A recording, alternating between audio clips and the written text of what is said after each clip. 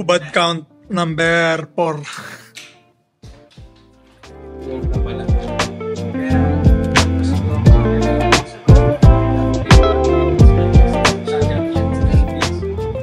What's up guys, Von Campos here. Welcome back or welcome to my channel. And welcome sa episode 13. 13 na yata. 13 na ng The Vessel series. So this is my prep series. If you've been following me, pang 13th episode na. And guys, 10 weeks out na tayo sa first ever show natin this season. Si Jen kasama ko behind the camera. Galing kami shoot ng Monday na naman. Tapos meron akong leg workout and siya merong upper body. So, upper body. Tapos, ayun. Bale, film lang namin to. And I'll take you throughout this, siguro, next few days. Document natin tong prep. Kasi pagod na ako.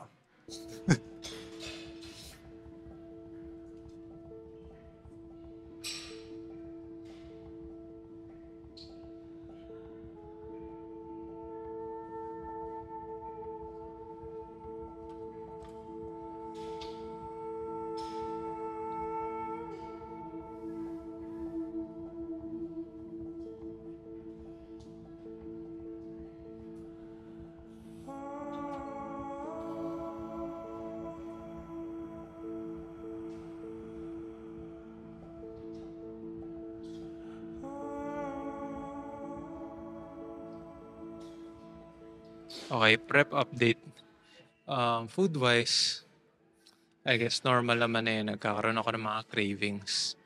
Grabe, tinapay talaga yung nasa isip ko. Siguro, most of the time, puro tinapay yung nasa utak ko. Ay nako, grabe talaga. Yung bread talk na yan. Ay nako, bread talk. Sabi ko sa'yo, after nitong prep ko, magtutuos tayo. Okay naman. I guess I'm getting leaner. Sabi rin naman ni Jen, nagli-lean out naman ako. Tapos my weight is going down naman. Sa target weight, siguro more or less 12 to 14 pounds to go. Tapos I have 10 weeks. 10 weeks or more, I guess. Kasi yung 10 weeks na yun yung first show ko. So gusto ko naman mag-pick dun sa last ever show, which is WNBF. So anyway, basta matagal pa yan. Ang target muna natin is yung 10 weeks. Tapos, ano pa ba? Training-wise, training siguro medyo napapagod na rin ako talaga. I-assess ko after tomorrow kung kaya ko pa mag-push ng 1 more week before I take a deload.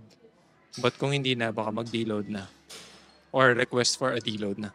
Kasi, especially when you're cutting and sobrang baba ng calories, pag di ka nakakapag-perform ng maayos sa gym and you're slacking sa training, may chance na muscle yung malose mo instead of body fat.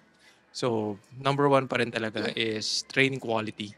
So, if sa tingin mo, especially if you're cutting, kung sa tingin mo nagsaslack off na yung training mo, medyo mag-take ka muna ng backseat, take a deload, makakatulong yun. Then, go back stronger. So, I guess, ayun, yun lang yung medyo meat ng prep update natin. Wala naman masyadong nangyayari. Outside work marami. Outside prep marami. Pero prep mismo, pretty normal, expected na ganun talaga. Especially at this point na medyo, I guess, mababa-ish na yung body fat. Talagang yung mga demons nandun na. Okay, next set. Masyado ba mahaba?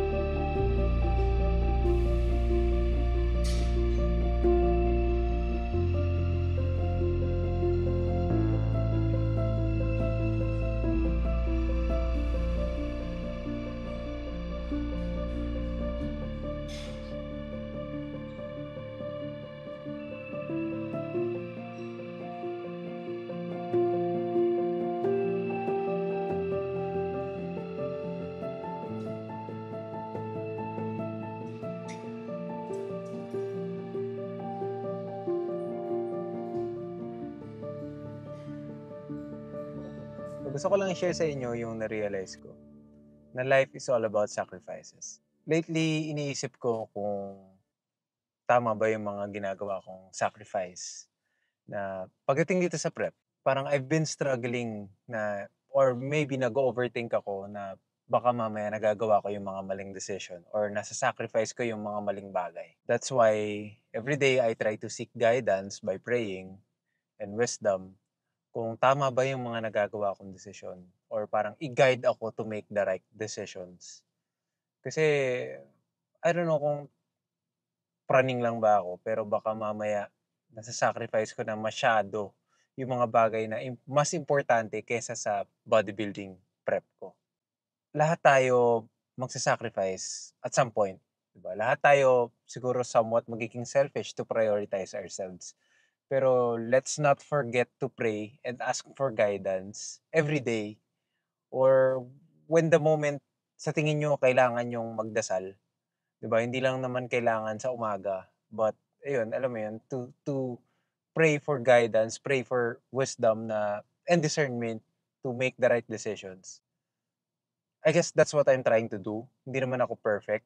Kasi alam ko naman na may mga shortcomings pa rin ako. That's why siguro I try to give back the glory to God kasi hindi ko magagawa lahat ng nagagawa ko without Him guiding me. Kaya siguro in my own little way sa video na to,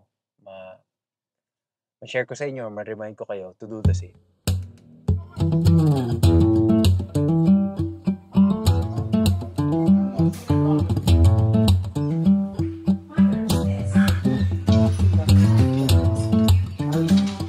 Si Ben, hindi gumising. Nandito ba si Celine? Ay,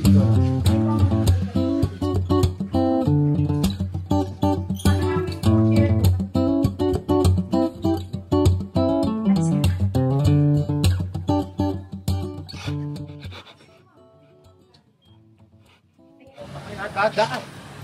Parang mainit ah. May mainit talaga ba?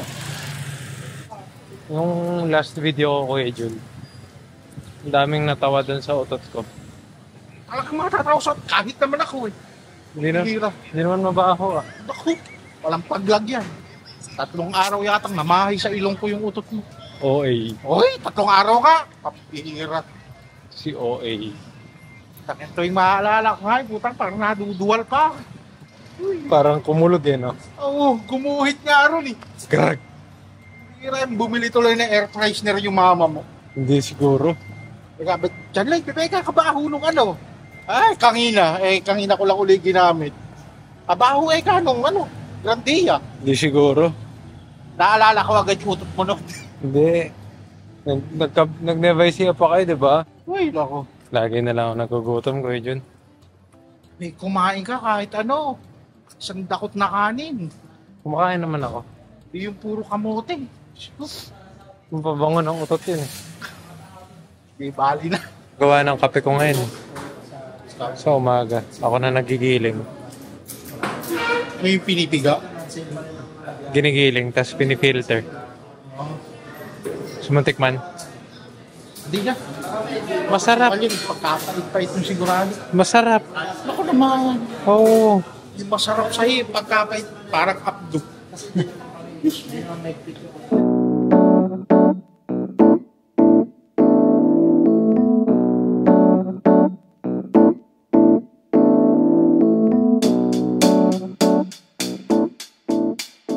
Okay, siguro before I end this video, gusto ko lang kayo i-remind or gusto ko rin i-remind yung sarili ko na keep on going, diba? Parang tuloy mo lang kung ano yung nasimulan mo.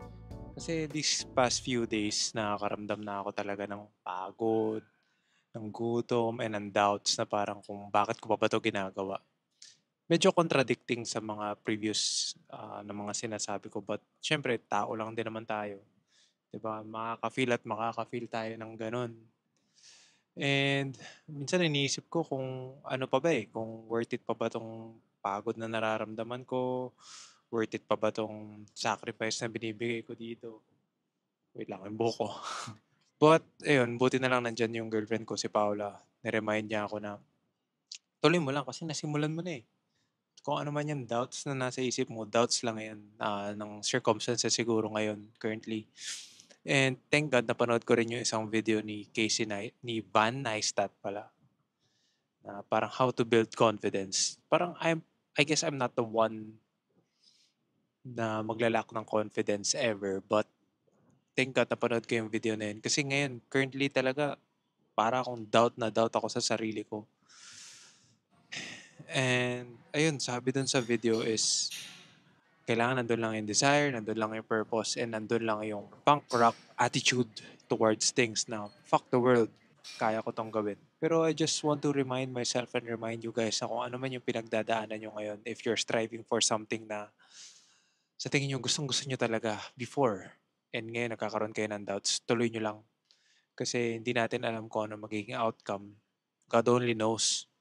And walang mangyayari talaga pag hindi natin tinuloy. At least kung mag-fail man tayo, or kung ano man yung maging outcome, kung di man yun yung in-expect natin, at least we tried and at least we learned.